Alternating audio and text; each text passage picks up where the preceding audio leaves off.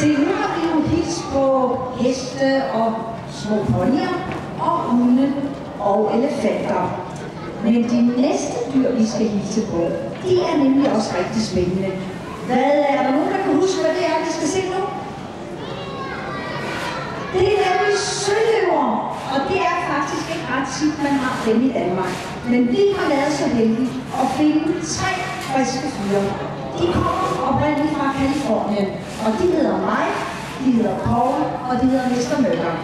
Og deres trænere, de kommer fra Spanien, og de hedder Cello og Gabi. Og de har alle sammen glædet sig rigtig meget til at optræde for jer i dag. Glæder I jer til at se dem? Ja! Glæder I jer så rigtig til at se dem? Ja! Det var dejligt, for de er klar derude, så hvis I er klar, så lad os